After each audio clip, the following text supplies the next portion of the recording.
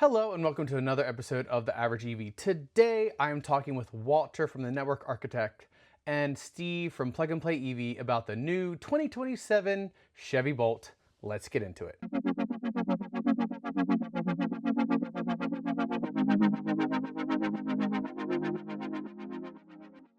All right, everybody, I am here with Steve from Plug and Play EV and Walter from the Network Architect channel. And we're going to be talking about the Bolt. Last week, GM announced the 2027 model year Bolt, and it was very interesting. And I wanted to kind of get some people's opinions about it and share my opinions and get them out into the universe. But before we do that, I'm going to let Steve and Walter introduce themselves if you don't know them. But they are friends of the channel, so whoever wants to go first. Sure. Well, Walter's drinking, so I'll go really quickly. Steve from Plug and Play EV, based out of just north of Boston, Massachusetts. YouTube channel primarily covering a lot of non-Tesla EV stuff and EV infrastructure, and also a weekly newsletter called the Weekly One-to-One. Walter Schulze, and I was sucking down an ice cube, so the chance of my tongue being numb is pretty high right now. Operate the Network Architect channel, and I cover EV charging infrastructure, also for out-of-spec bits. Excellent. So let's get right to it. First thing, you heard the news, well, and people kind of knew a little bit before the Bolt was announced that was coming, obviously. But once all the specs started coming out and people were at the launch event, what were your kind of initial reactions about the new Bolt, what they did, what they decided to put into it, and all of that jazz? I went first before, so Walter, over to you. Yeah, so I think the elephant in the room is the fact that they were announcing this monumental event that they were obviously opening the bank in order to publicize by renting out the entire Universal back lot for an exclusively produced. There was a lot of production that went into the event as a whole, because we saw people getting trammed on through with little skits going with a Bolt as the front and center event. But all of this is occurring like hours after the tax credit expired. So this is not a spontaneous thing. This was all highly calibrated marketing craft occurring. And I think it went off really well. I mean, we could talk about the details of the car, but I think the event itself was very professionally handled. And GM as a company, I think, really knocked it out of the park as far as the publicity that they were able to gather about it. Yeah, and I think it was cool that they brought Bolt owners, because they have such a strong, passionate Bolt owner base, and not only were there like content creators, but they were just regular old Bolt owners there to experience the new Bolt. Yeah, I think that's probably one of the key pieces that kind of tells you why this car is back more than anything else. There was not really, as we'll probably get onto, any need for GM necessarily to bring this back as quickly, bring it back for an affordable EV at that price point as quickly as they did. But because Bolt owners were so, obsessive about the car, and people really enjoyed that kind of that model from the 2017 through to 2023 model years, there was that clamor to get it back. And as we'll get onto, I think the excitement around them listening to customers, bringing the majority of the things that they asked for and taking away a couple of things that they didn't ask them to, kind of shows why the car came back. And what we're looking at here is, people who are into the car as well as the regular faces who we would expect to be covering this release. Yeah. I don't know about you all, but like when I started to see the details about it, I wasn't like upset about it, but I also wasn't like super impressed about it. I don't know. I don't know. I guess I really wanted it to be a lot cheaper, because on my channel I target like the affordable EVs, and I'm all about like getting people into EVs that maybe wouldn't be able to. And when I saw the price, I'm still not sure if it's going to meet that goal personally, because I have some other thoughts I'll share later about that. But I still think it looks like the Bolt EV with a slight difference. But I think that at least the charging improvement is very desirable, and that was, I guess, what I was most excited to hear about, and I'm sure a lot of the Bolt owners were as well. And just kind of springboard off as far as the charging goes, one distinction that hasn't really been brought to relief is the fact that now that we're switching to LFP, the battery can be charged 100% routinely. And I didn't really see anyone call that out, but it increases the range pretty significantly if you're not limited to an 80% charge on a nightly basis. So, Yeah, and actually on their website, because they have the Bolt website up already. If you go under charging, it recommends you to charge it to 100%. There's They're already also advertising that. the fact that LFP chemistry is less prone to fires, which there are some history in the bolts in the past. you said it. Presentation, but it's So- certainly a piece that some people may Google and research. Oh my gosh. So I guess like kind of a natural little like transition here is how do you think that GM listened to the customers and how well, and kind of what are your thoughts about the specs compared to what people were wanting? Because a lot of people were putting out videos saying what they wanted the Bolt to be. Do you have any thoughts about that? Yeah, I probably should have added for context that I was a 2017 and a 2020 Bolt EV lessee, and we've more recently gone back to the 2017 model year for a really cheapo used second vehicle. So I'm familiar with certainly the first version of the car, and then the later model year after its facelift. Got a few rides in that. I think they listen very, very well. I mean, it took a long time to get here. People have been talking about the um, fast charging since pretty much 2018, whenever the first Electrify America stations capable of delivering more than 50 kilowatts came to market. The Bolt was then a effectively slow charging EV by some people's standards. So tripling the charge rate, getting to 10 to 80% in 26 minutes. I mean, obviously that is a smaller pack than a lot of these kind of other EVs that we'll come on to and compare it to. But the 65 kilowatt hours is pretty much the same as it's always been, except for those early model years. It does exactly what I think most people will want it to do in terms of range. I mean, 255 isn't pulling up any trees, but at the same point, it'll get you around town all week, which is what a lot of this is supposed to do. And then it also now adds the capability to road trip in a reasonable manner if you want to, which the previous Bolt EV certainly can do. If you look at Eric Way, he's been doing it for years and years, so there's no real difficulty as long as you're patient. But this really, with the NACS J3400 handle kind of being the native port now, and the ability to charge this to 80% in under 30 minutes, I think that's probably the primary thing that they listen to. But there's a bunch of stuff in there that if it wasn't broke, don't fix it. And I think they kind of took the main pieces that people wanted and went around with it. Yeah, also the folks at GM typically take 3 years in order to come up with a new car. So this is not a new car. The car was killed, and then they basically took it out of mothballs.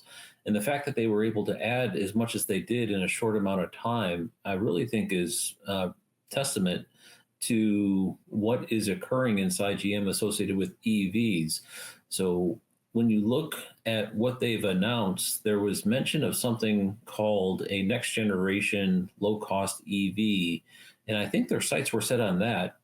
And as far as the 2027 Bolt, there's been mention of it being a limited run. So I don't think they overly invested in making it a completely revitalized Bolt. There's a lot of the tooling that's still the same as has been mentioned, but there is quite a bit different. So it's kind of like a confluence of events. Like we're seeing some bleed over from what is this mysterious next generation EV, low cost EV kind of showing up in. Yeah. So it's mentioned at the Fairfax Assembly that there's a next generation affordable EV on the horizon, but we don't really know the details about it. But if we look at what we currently got with the 2027 Bolt EV, we can kind of start to put the puzzle pieces together. LFP chemistry, it's going to be running down that same assembly line, and probably a similar form factor. And that's probably why they are saying it's limited for the Bolt, is that they'll kill off Bolt after the next generation low-cost EV shows up.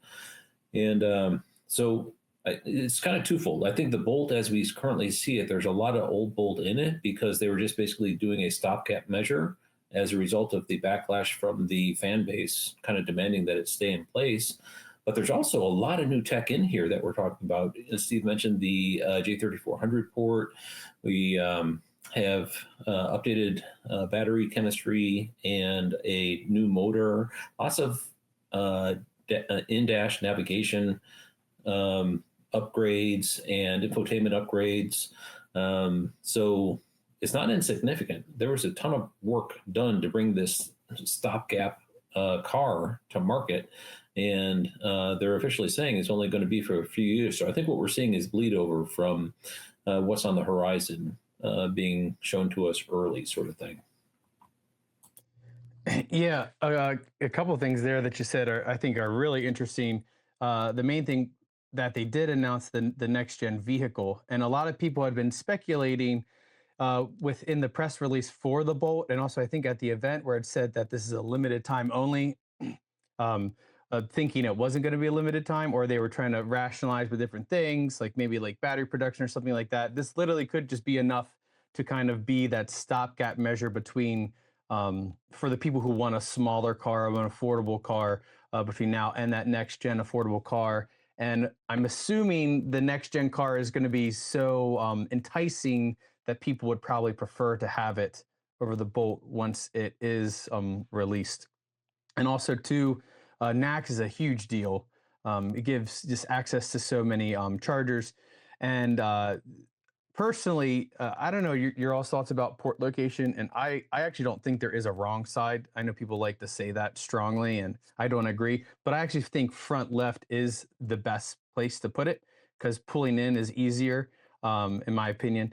And so I like where they placed it, and I'm okay that they didn't move it to the other side on like the front right, because then now you have to walk around the front of the car to plug it in and stuff like that. So I was cool with where they placed it. And as far as like engineering is concerned, like they did pretty quickly, they were able to engineer NACS and have the AC and the DC run through the same port, unlike some other manufacturers who haven't figured that out yet.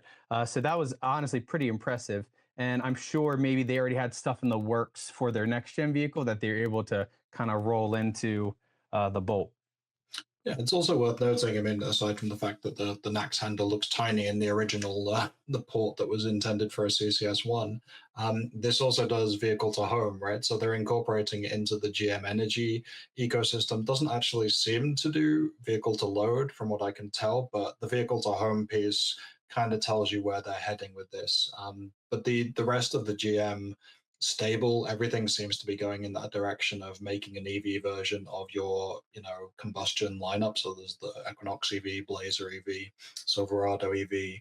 That happens as you go further up the line, and it wouldn't surprise me, as we'll get onto, that this, as you say, the Bolt is just kind of was popular. They had it in the stable. It required a certain amount of retooling and rework, but they had the blueprint there that they needed. They fixed the things that needed to bring it up to a modern day EV, or at least competitive in that field at the price point. And then it'll be a bridge to the next one that is probably, something like a Trax or whatever the stable name is going to be. And no one's going to be mad if the Bolt goes away, if the thing that replaces it at that price point or lower is far more capable and, continues that evolution of the next gen affordable EV that they're talking about. Yeah, bring back the Cavalier. Bring back the That was my first one of my first cars. What about the Nova? Still one of those. That'd be. So I did want to talk about the charging really quick so I don't know if y'all remember, but GM for all of the Ultium vehicles, when they were releasing them, they were real cagey about the charging speed and what you actually got, and they would say 70 miles gained in 10 minutes or whatever. I just thought it was really interesting that they were very direct, and they said 10 to 80%, 26 minutes, because they've never been direct about that. And so I do wonder, because I'm sure everybody's seen my videos about my thermal issues with my Equinox. I do wonder how much is similar between the batteries and the cooling systems between the Altium stuff and this car. Because if they're quoting a specific time, it makes me feel like maybe either it's slightly different or they made improvements, or I don't know, insert whatever there. But I just thought that was really interesting that they set a solid time. Yeah. So I also early on with the Lyric had dip issues that were not able to be reliably reproduced, which left it kind of to speculation as what the heck was going on. And you've done a great job of dialing that in with the uh, heat of the battery eclipsing a certain, what is it, 120, something like that? Yeah, 46 degrees Celsius, so whatever that is in Oh, okay. Fahrenheit. Yeah, so that kind of answers what's going on, and it's not really a mystery anymore. The question is, are they going to figure out a way of balancing it away? But I would have to assume the LFP chemistry cooling system is going to be different to some extent. But if we could talk about that time, 67 kilowatt hours and 150 kilowatts top charging speed, and 25 minutes in order to fill up at a charging stop. I don't know about you all. It's almost like not enough time. I posted up into a charging station this past weekend, and I literally did not have time to go in and use the restroom because I was, doing a splash and dash, and I got 50% of my battery in like 15 minutes, and off I went. To me, the whole focus on charging time is more or less a statistic that is not really meaningful, at least for me. I mean, I suppose in the old boat where you're charging max 55 and you're stuck at a place for an hour 15, and I have seen in charging stations when I'm next to a boat, someone is there and they're settled in for a long haul. They're reading a book or something, and I'm in and out in 15 minutes is a big difference. But really, I think the dip has not been as much of an issue for me, but maybe that's just a lifestyle thing. But the fact that the car charges quickly enough in order for me to get in and out of a charging stop, and basically I have to choose what I'm going to do because I can't do everything I want to do, is at least how I found my lifestyle occurring. And this car seems to be even better at refilling itself. I'm not sure if I made this clear in all my videos, but while it did dip and whatever, it wasn't the end of the world. And a lot of times, like you said, especially because I was traveling with the family, we'd be going into a store, using the bathroom, walking around, and by the time we get back, we were good to go. There were a couple of times when it would have been nice if it worked perfectly, but it is what it is. But I think this 26-minute time is going to be really ideal for people who live in cities or multifamily dwelling who can't charge at home. And now they know that, oh, I don't have to go sit at a charger for an hour to charge up. I can just go get my groceries really quick and charge up and then leave or whatever, if that situation works for them. Like the 80% on a road trip it's 250 miles, in mixed use. So realistically, that's more like 210, 220, 80%, traveling in the old boat. That was probably not going to be enough. You're probably going to need to go that 35, 40 minutes to get the range you need, unless you're someone who really wants to crank in charging sessions. So I think it will end up being a longer time for most people on the road. But like you say, locally, that's going to be in and out, time to have a coffee, maybe grab lunch, and you're off on the road again. Yeah, and because obviously the range is 255, and for the new Bolt, for the Equinox is 319, and if you actually do the miles added per minute off the EPA range, which is not the most helpful, the Bolt actually adds more range per minute than the Equinox. So theoretically, the Bolt would actually be a better road tripper than the Equinox, which would be fun. Cabin comfort and Super Cruise and everything else. Maybe reconsider if you have multiple people going on the trip. Plus, it's so damn efficient. Yes, yeah. I don't know if y'all noticed. I was pausing videos to look at the dash and all sorts of stuff like that. So their estimated efficiency was 3.8 miles. That's what it had. So I don't get anywhere near that on mine. And so that's always had that because it's so light. I'm since buying ours, we've done about 1,800 miles, and I'm averaging 4.1. It's quite as well. Some of it's local highway, but there's a lot of stop-start traffic as well.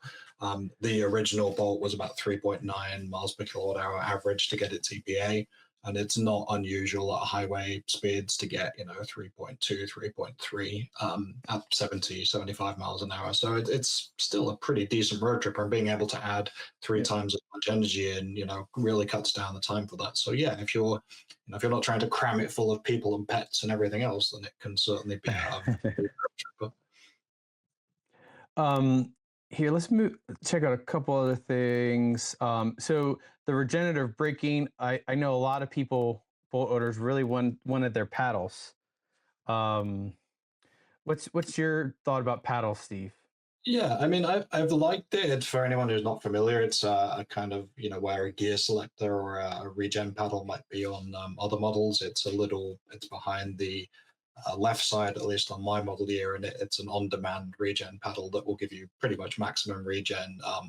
When you pull it down, that's great for stopping and starting. Stopping at red lights is obviously useful, but when you're turning, if you're trying to use it on a corner, it's not always in the right place, right? If it's on this side and you're kind of, driving in a kind of on-ramp or something, that can be a little hard to use. So I already thought it was a really well dialed in right from day one. The regen and one pedal driving experience in the Bolt has been excellent, I've thought. So I don't think I'll particularly miss it, but there are occasions when you reach for that and it doesn't, but it's, again, it's one of those things that I think people get used to, and it's probably something that they would rather not have lost. But if it cuts the amount of work that GM has to do, and cuts the price, then I think we can accept that trade-off.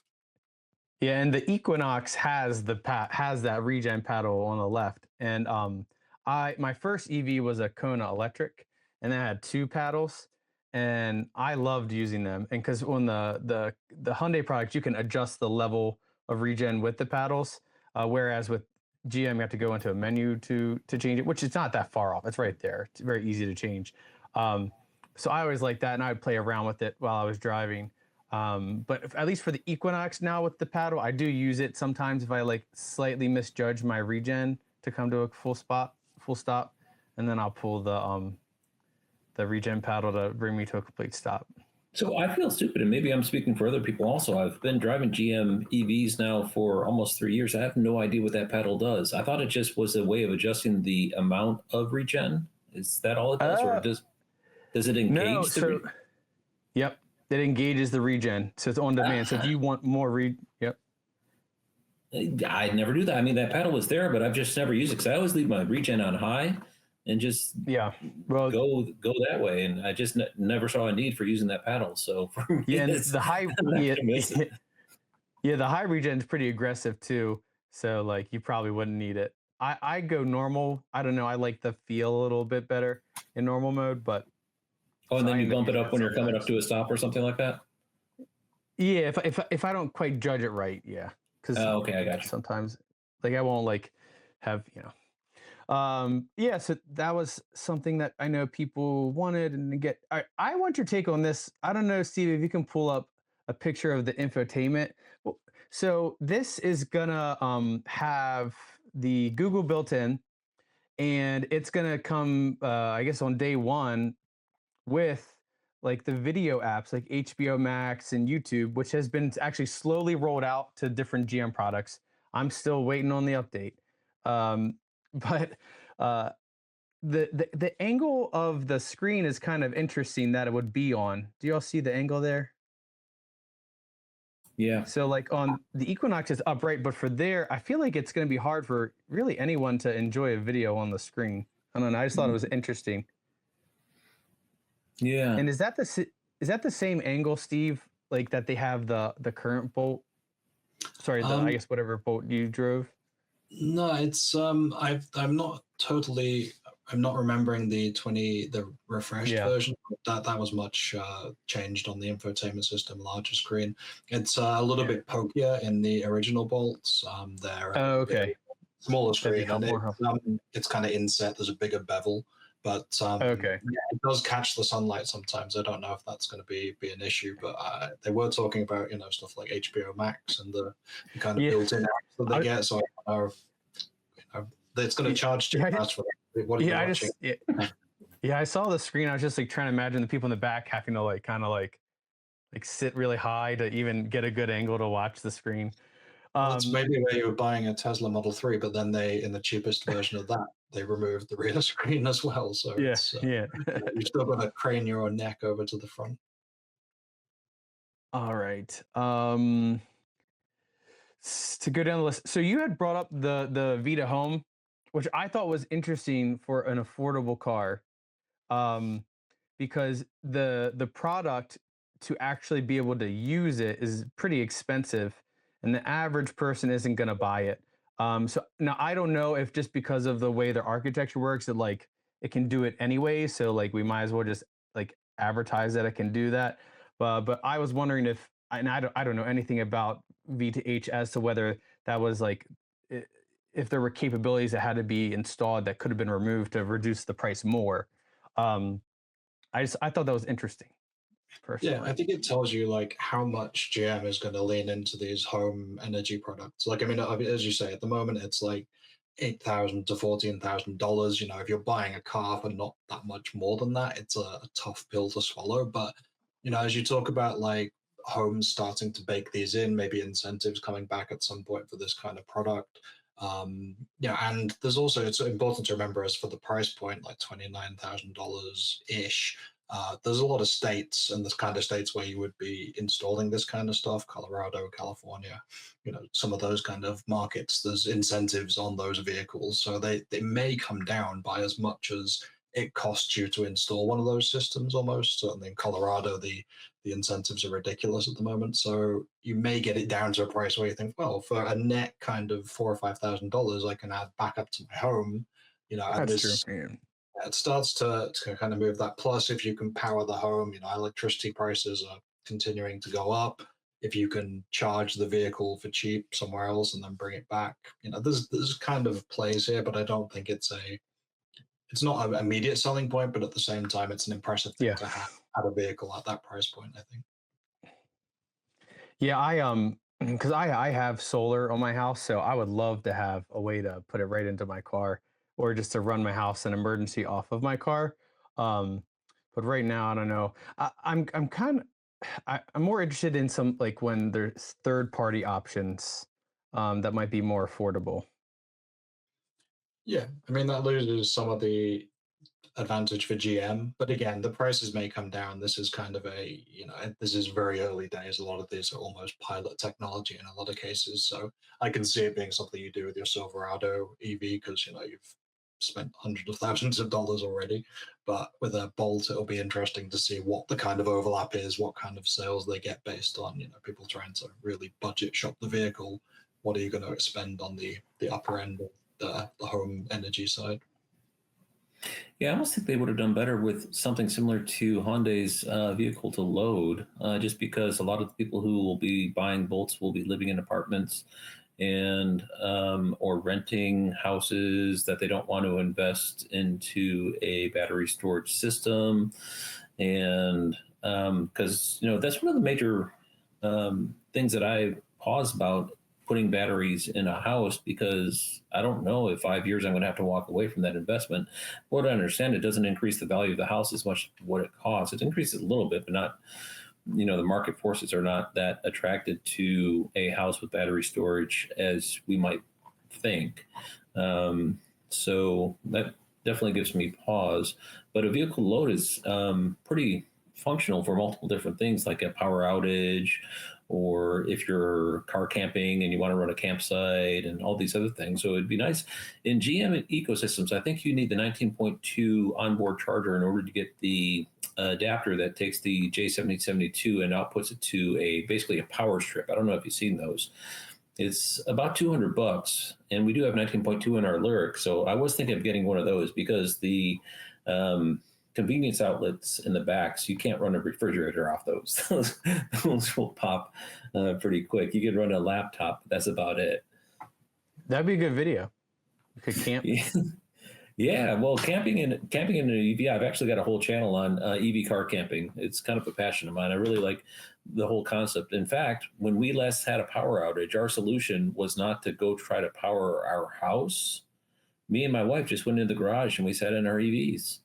You could sleep in your EV and you're in the garage and everything. We had air conditioning, and then whenever the event was over, we just went back into the house. All right. So next thing, the price right? What do you all? I have my strong opinions, but I'll let you all talk. What do you? So, for the way they're doing it, they're rolling out a what do they call entry? What did they call it? LT? Yeah, but they called it like the I don't know. It's like the first edition, but not first edition. I can't think of the name. So basically, it's the LT with like a package on it. Um, and that's going to be $29,990, including shipping and freight. And then later they'll have the more affordable LT, which will be $28,995. So only like $1,000 cheaper. That also includes shipping. And then I watched the Out of Spec Dave interview. Well, first off, there's going to be a RS trim that will be probably in the like 31 to 32,000. It seems like. I think I heard that in an interview. And then Out of Spec Dave asked the product manager or engineer, I forget what his role was, and he said that the fully loaded Bolt is going to be in the upper 30s. Mm-hmm. So what are our thoughts? Yeah, Redline was pretty expensive in previous versions, as I recall, and I was looking at it. It's it's a nice car. It's just I didn't see as much value for the Redline package as what I was getting out of it, in my personal opinion. But some people are very passionate about their convenience packages and sports packages in their cars, and topping out a Bolt did actually seem to be more popular than I was expecting. But as far as pricing goes, we have to remember that's MSRP. And I don't know about you all in recent car purchases, but I was able to take advantage of dealers who were trying to clear inventory. And there's multiple different circumstances where MSRP is just kind of a recommendation. Unless there's high demand, MSRP is just basically just a talking point. And what you actually walk out with the lease or actual purchase price is between you and the dealer. And those are two mutually exclusive things. But I suppose, just to put a stick in the sand, MSRP is something we could hang our hats on. But if I was a fleet operator going into a dealer saying I want 20 bolts all spec'd out at the low range in order for me to run my city utility department on, they're going to drop that price and probably walk out with sub 25. I'd have to imagine, for a large deal like that. So it's all in negotiation. I think this will be the lowest cost EV that actually rolls off lots. So MSRP, my personal opinion, is what it is, but what it's actually sold for, I think, is going to be highly negotiated. Yeah, I mean, we know a lot of people lease these vehicles as well, and I know from the lease we got the second time around, first model year was pretty expensive. The MSRP back then was around $39,000-$40,000 for that, just to give you a kind of indication of how far we've come. But the leases by the time we got to 2020 were half that price. I think we ended up paying $150 a month for a 2020 Bolt EV, which at a time when there weren't that many options.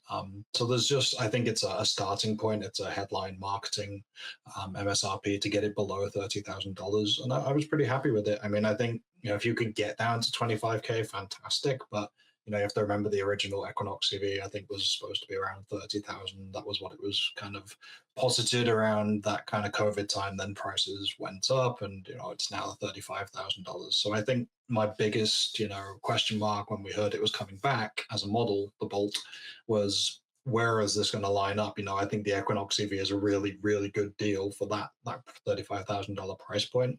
But I think it kind of makes sense now, especially if, as Walter says, you're getting deals and getting leases that really get it into that bargain basement territory for an electric vehicle with what it does. The range is better on the Equinox EV. It's more creature comforts. It's a bigger, nicer vehicle. So I think it slots in pretty nicely to the range that GM's kind of built out for itself. I think, well, for me, and I told you all before we went on camera, I was really hoping this was coming in at $25,000. And I might skip this next point that I was going to talk about with like, when you have this affordable EV and you're trying to pull people who are in internal combustion engine cars over to EVs, and for like what someone perceives as an affordable car, I still think that $29,000 isn't going to pull someone from a gas car, in my opinion. Now, if you sit down and explain to them, well, look, you're going to pay a lot less in fuel and maintenance costs, and the total cost of ownership is a lot lower. Then maybe you would, but I know that a lot of dealers aren't really doing that. They just want to sell the cars as quick as possible. So yeah, I don't know. I had pulled up a bunch of prices for like really cheap gas cars from semi-reliable brands, and actually, let me just show everybody the here. Okay, this is going to be risky. Share screen.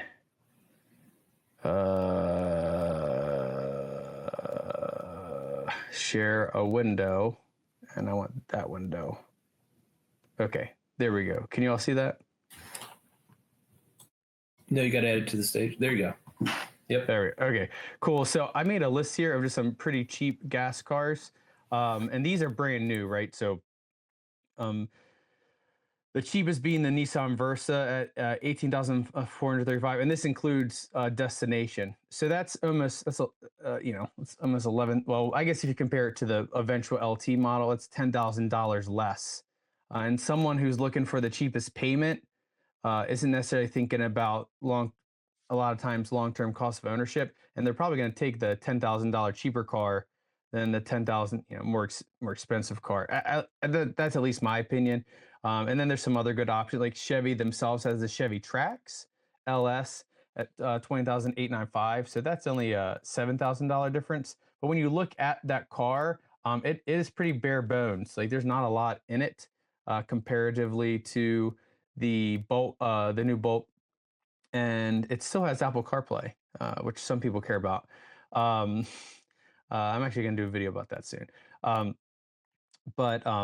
I don't know. Like, what are your all's thoughts about this? And then I guess the other like thing to bring into the fold here too is the potential for like people just to go buy used EVs. There's a lot of really good used EVs that are cheaper than all of these cars as well, and cheaper than the Bolt's price itself. Yeah. Well, Any thoughts? yeah, so I could go first. The Corolla, I think, is the most comparable competitor just because it is well known to be a reliable car. And Yeah. although it's not commonly known until you actually jump through the rabbit hole how reliable electric vehicles are, and I don't have to get oil changes anymore, and all that fun stuff that we all know now that we're actually EV owners, it's a pretty close price point. And I can't tell you how convenient it is for me to fuel my vehicle at my house. So we might have to spend a little bit more time on road trips, but I spend a heck of a lot of time fueling my vehicle versus someone who has a gas car who has to go once a week and drive to a gas station. I mean, that whole concept is so foreign to me. I don't even understand it anymore. But it's one of those things you can't convince someone of the value of how convenient it is to own a V. They have to experience it for themselves. And until they do, and the lights turn on and they understand what the whole ownership experience is, it's hard to put a dollar value to that. But I know for me, I'll be more than happy to pay a premium for an electric vehicle just because they're reliable and, oh my gosh, are they convenient. I mean, this is what the conversation around EV incentives going away is hinged on, really. The whole point of it was to those credits from way back in the Bush era all the way to modern day was to bridge that gap in the price premium of electric vehicles, which has been, from 20K upwards to more recently, more like 5 to 10,000. So it's hard. We're still not there. There's no getting around it that GM is trying to make a profit on these things, or at least break even. There's massive billions of dollars going into the retooling these factories, getting prepared for when things do tip the EV scale, and most people are at least considering buying an electric vehicle, but we aren't there yet. Nobody has done that. Tesla is making vehicles profitably, but even when it tries to make an affordable vehicle, the best it can do is decontent, strip out what it's already got of a 5, 10-year-old model. So nobody has cracked that yet, and the only thing you'd have to whisper is Chinese EVs, right? So BYD Seal, BYD Dolphin, all of these things that are common in Western Europe, that's where it starts to get to those price points of the vehicles that we discussed. I think there's a massive upgrade in terms of driving an electric vehicle, not just the stuff that Walter mentioned, but the pure cabin insulation, the quieter ride. It's a much more pleasurable experience to commute in one of these things than to get that, janky old Trax or Verse or whatever, on a highway. It's a cool experience. But again, these are all intangibles. You can't convince somebody of that right out the gate until they've been in a test drive. They have to want to some degree to get into an electric vehicle and then justify the upfront cost to themselves. So you're still not going to win over these people who are competing purely on a 20,000 or below car. We're not there yet, I don't think. Yeah, I agree. I just don't. Yeah, and that's why, like I said, I just don't think the price was quite right for the people it needs to get into the hand of, at least in my opinion. But maybe the next gen affordable vehicle will. I don't know. And I did want to say one thing, like, because I totally agree with you all about obviously EVs are just it's just such a better driving experience. And I'm a teacher, and my kids are not into EVs, and they love to rag on me all the time about EVs, and whatever. And so and I just tell them, I'm like, that's fine. Like, just have you driven one?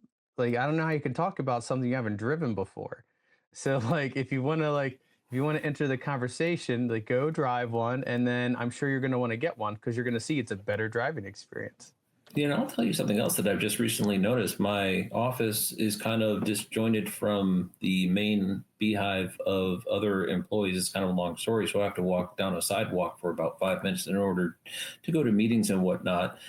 And boy, I tell you what, every time an EV pulls into a parking space, it's in the center of the city, so there's a lot of traffic zipping by. And every time an EV is going by, it's deathly silent. There's no exhaust. It's just, if the inner cities that are so heavily congested with stop and go traffic, if all those were switched to electric, it would just be quiet and free of exhaust fumes. And so, the number of benefits is extensive. So next, I did want to mention this because I had also mentioned this off camera. I thought it was an interesting little stat here. So the fully loaded bolt, allegedly upper 38s, I don't know if that includes Super Cruise or not. I'm assuming it does include Super Cruise. Yeah, I think so. That would be the red line. Yeah. They didn't say red line, but yeah, they weren't. Maybe that's what they'll end up calling it, like the old bolt. Mm-hmm. But the base Equinox, they actually raised the price by $1,500.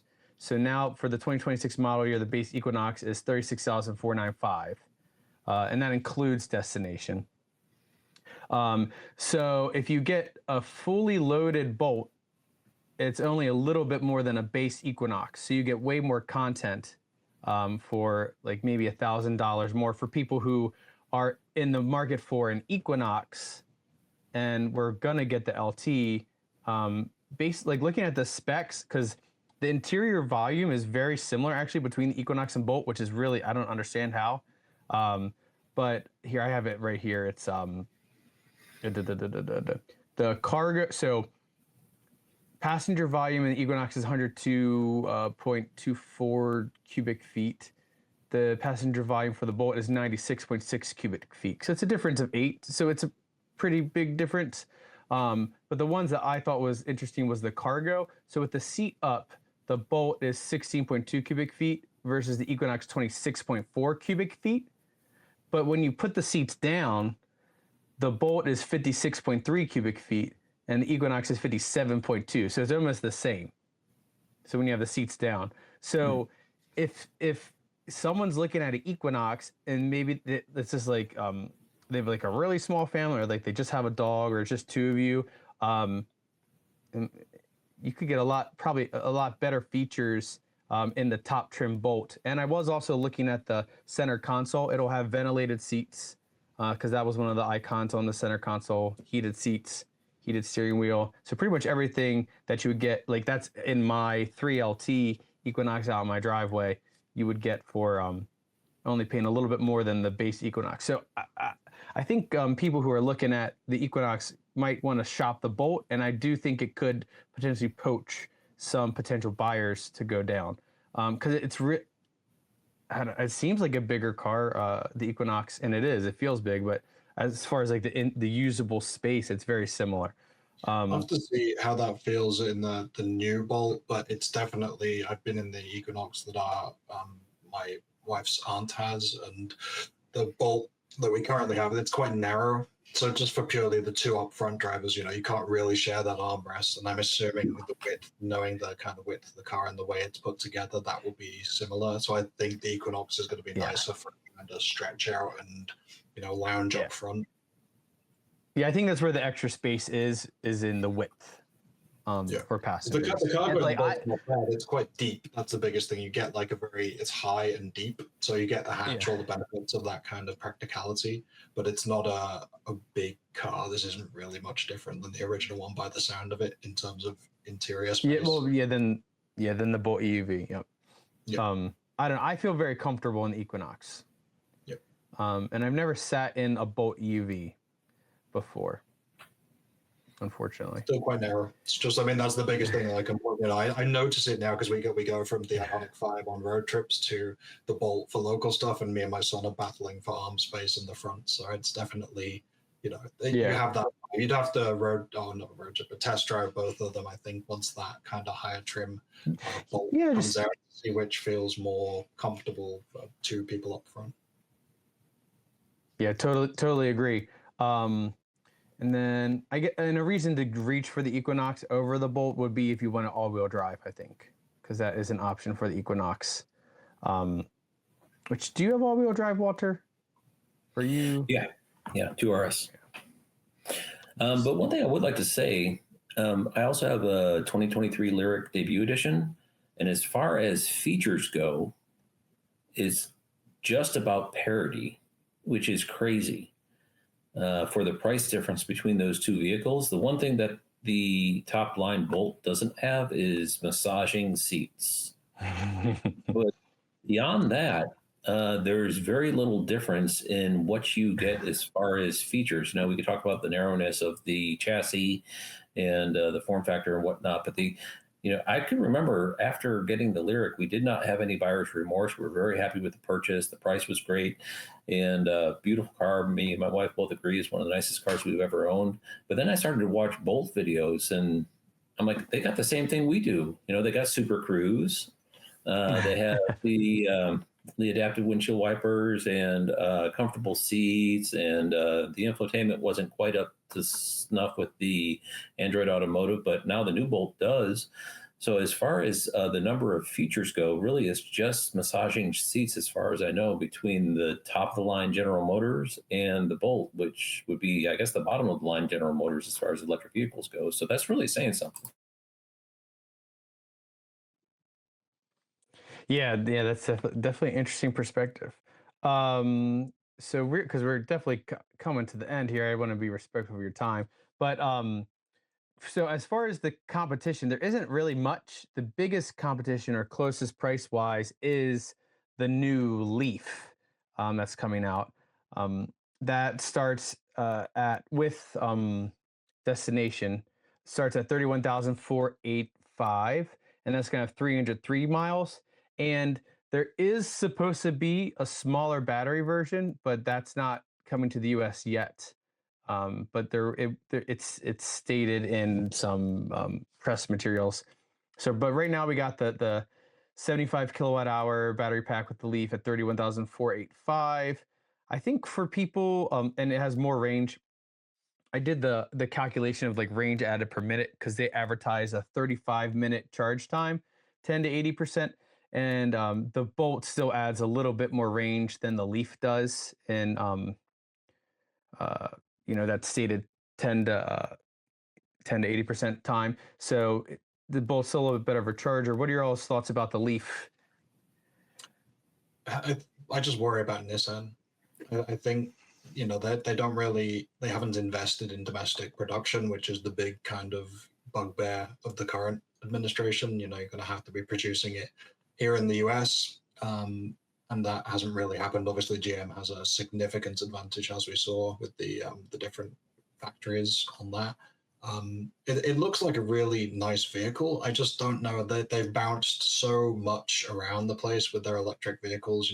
They had the lead with the original Leaf, took them decades to get here to this point where you're charging quickly and the vehicle can do road trips and that kind of thing. And then the production problems with potential tariffs inflating that price, which is, let's face it, the price is the reason you're going to buy that over something like the Area, if you could buy the Area, because that's going as well now. It's a bit of a basket case company at the moment as far as electrification goes, and if it doesn't meet that under $30,000 or very close to $30,000 price point, it's just gonna be dead on arrival. So a nice vehicle. I appreciate the fact that they really are leaning in, just like the Bolt, bringing back one of those formative kind of electric vehicles. I just worry that Nissan has too much baggage to deal with to really deliver at scale.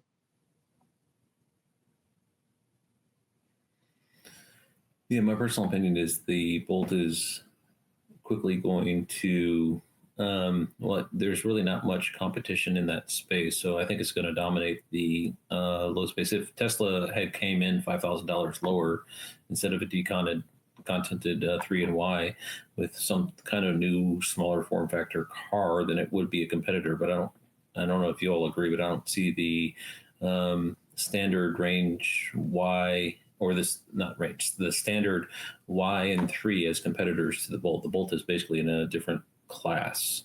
And in that segment, there's, as you say, very limited competition. And I think it's going to be not only is it going to be the clear winner, I think it's going to be the best-selling electric vehicle in General Motors' stable, which is really saying something considering the amount of growth they've had.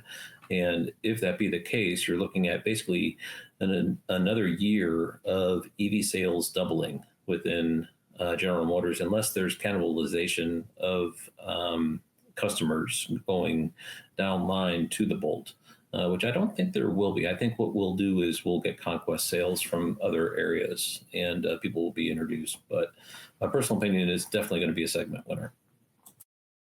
Yeah, totally agree with that, and totally agree about Tesla. I think everybody was a little underwhelmed with the products, and even people trying to say the Model 3 was a good value. I'm like, I don't know. It's I think maybe they were just trying to release the standard so people would reach up to the more expensive one. Yeah, I really don't understand the whole Highliner on the Y thing. You have a glass roof, then you put a Highliner in it. I mean, the Model 3 may be a good deal there, but but that was the only model in the Q3 surge to buy EVs that went down in volume. So people rushed to buy the Y again, but they didn't buy the 3. So I don't think the price point, although it's it's probably the better of a deal. I don't know where that really. I think if you're buying a Tesla, you're probably going to go for the stuff that a Tesla is famous for and want to get the the various software pieces and all the accoutrements. So I think 40,000 plus is where you're shopping for a Tesla still, despite these decontented models coming to market. Yeah, and also too, I guess with these the Tesla Model 3, I guess is actually a Tesla Model Y competitor. The Y standard is Hyundai just dropped their prices a bunch, and so you could get a SE Ioniq 5 for cheaper than the Y standard. And I would at least the charging is great. They improved the infotainment, although I don't know if it's still good enough because I haven't been in the new Ioniq 5s with the new infotainment. But yeah, I mean, yeah, okay, all right. There's a whole new world of Hyundai infotainment coming, so nothing pre 2026 is going to be very good. But it has CarPlay, and that's that's what people love apparently.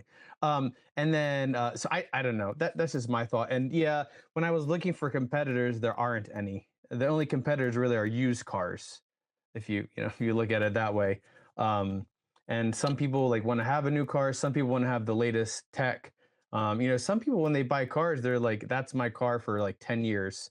So they do want to buy a new car, so it'll last however long they plan on having a car. So yeah, because I only found the 3 and Y standard, the Ioniq 5 standard range, which does exist, and which is actually a very interesting car because it charges fast, has 245 miles of range, but I'm sure the efficiency makes it not as good because it's just like a brick. It must be better than mine, but it's still don't get 3 miles per kilowatt hour in winter out of that. So be prepared to charge often with that, yeah. even if it's fast. So all right, there's that, and then I think that was all I had planned. Or did you all have anything you want to add? Yeah, so I think in Europe it's a lot more common for fleets to dominate auto sales. In the United States, not so much, but it's still not insignificant. And I really think as fleet operators like municipal fleets start looking at where they're going to spend their dollars, traditionally what they do is they look for low-cost cars that are good on maintenance, repair, and everything. And I think these things are just going to be slammed with fleet orders all across the country. And so I would not be surprised at all if, even though retail EV sales dip, the numbers are sustained just from very large fleet orders from multiple different people coming in to replenish. Obviously, not the federal government or the current administration, but the United States is full of fleet operators that would want low-cost, highly reliable cars to distribute to their people who are doing whatever they're doing on their job that need transportation.